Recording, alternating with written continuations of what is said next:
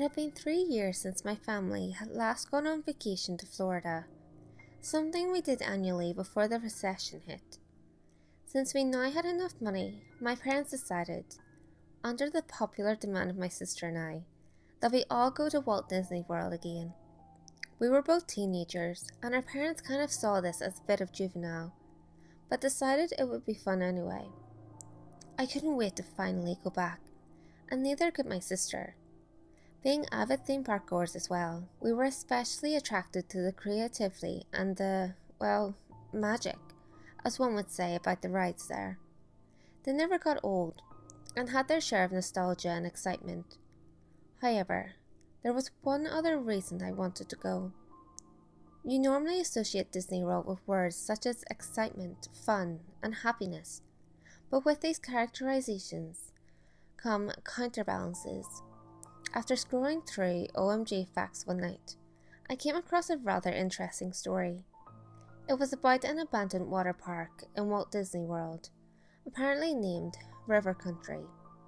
I was absolutely appalled by this, since I had previously thought of Disney in a more idealistic and perfect way.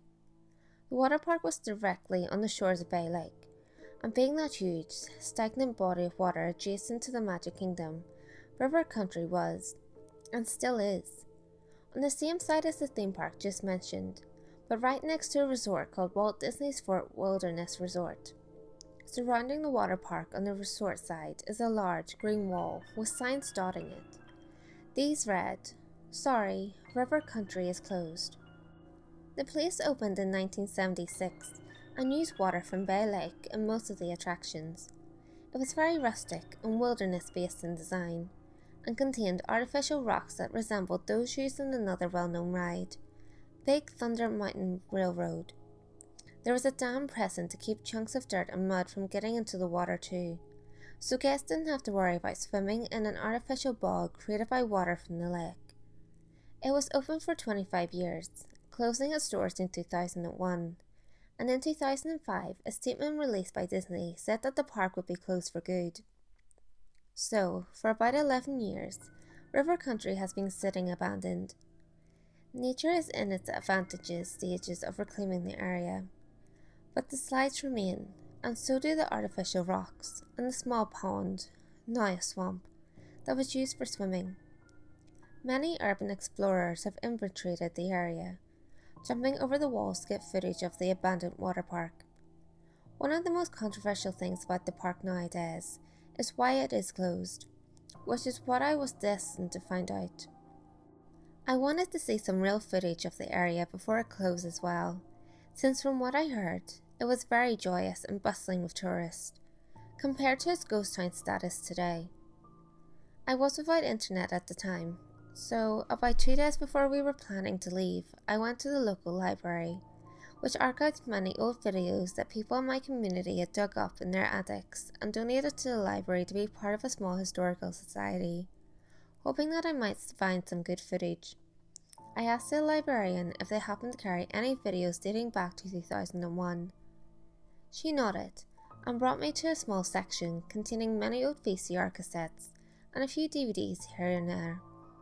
After about a half an hour of searching, I finally came across a cassette with the words, "The Old-Fashioned Swimming Hole," inscribed on the top of it. This was a term used to describe River Country during its glory days, so I took it, almost certain that it was the footage I was looking for. I asked the librarian if I could sign it out, but she told me that the historical videos had to stay in the library. I could, however, watch the video in a small conference room behind the front desk. The librarian led me into the windowless room, and I took a seat in front of the television. She left the room and closed the door so that the audio would not disturb any of the other library patrons. I popped the cassette into the VCR under the TV and turned the lights off so I could see the video better. I was expecting the quality to be low anyway.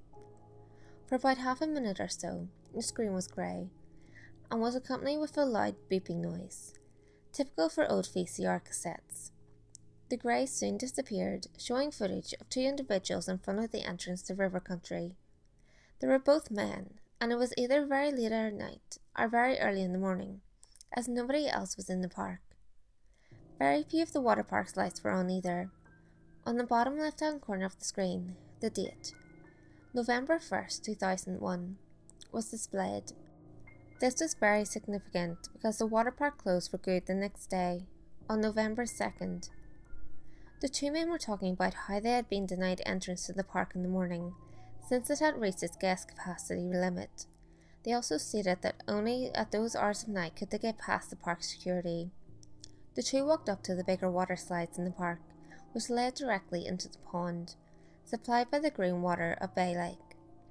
Once they both got to the top of the slide, which was encircled by artificial orange rocks, one man prepared to slide down. The two laughed over what seemed to be an inside joke, and finally, the cameraman ended up pushing his friend down. I heard him scream in delight as he descended to the pond. The cameraman then proceeded back the way they came to the slides, and across the bridge that traversed a small lagoon. He ended up back at the pond's shore, where the sound of his splash was heard.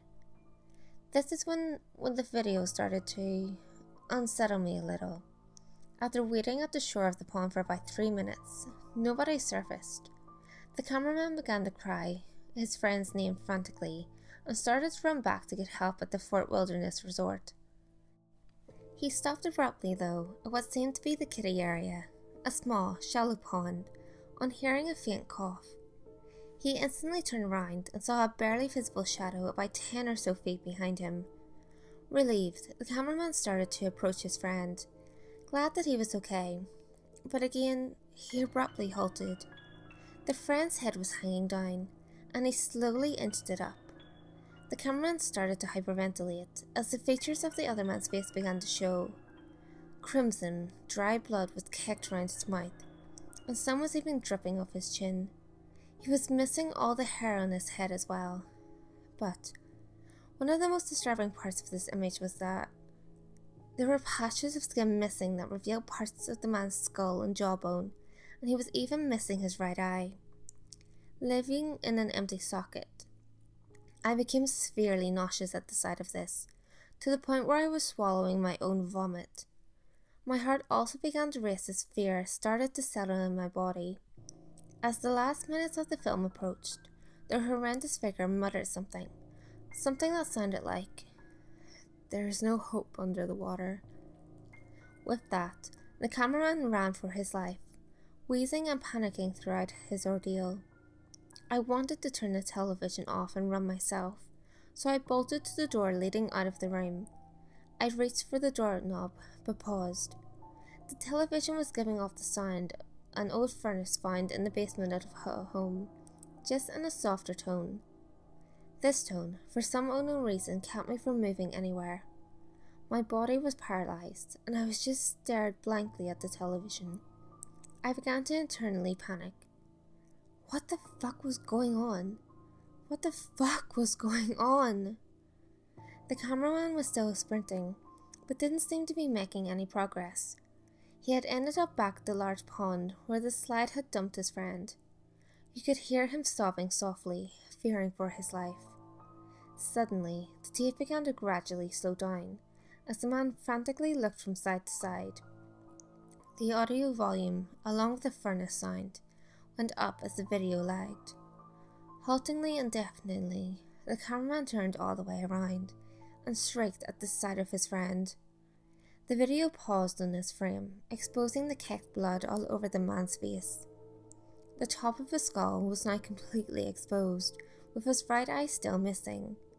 His mouth was wide open, and coming from it was what looked like a combination of water from Bay Lake and bile. This stayed on the screen for about 10 seconds and switched to a black screen, displaying one single message. The epidemic begins today. Instantly, the power went out, and I was left alone in the darkness of the conference room. I became terrified, as I couldn't see a thing, and I couldn't see the door either. I began to shake violently, fearing for my own life. River Country had closed because of this, and it was obvious. Walt Disney World had been keeping a disgusting secret. I rushed to the other side of the room, disoriented.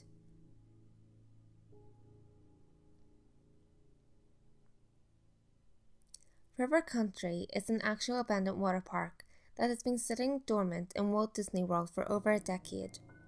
Oddly, the lights are still on within the area, and the music still plays as well.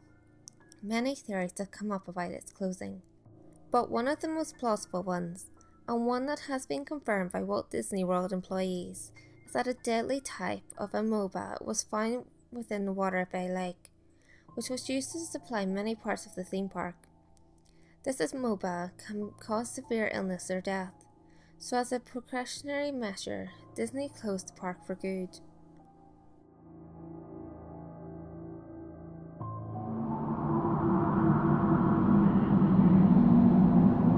Hey guys, if you enjoyed this video, give it a thumbs up and share it with your friends. You can also leave a comment below. All feedback, good or otherwise, is always appreciated. If you have any creepy stories of your own, or have any topics that you would like me to cover, feel free to send them in via any of my social media. You can find all links to my social media in the description below. Until next time guys, make sure you lock your doors, stay safe, and I'll see you next video.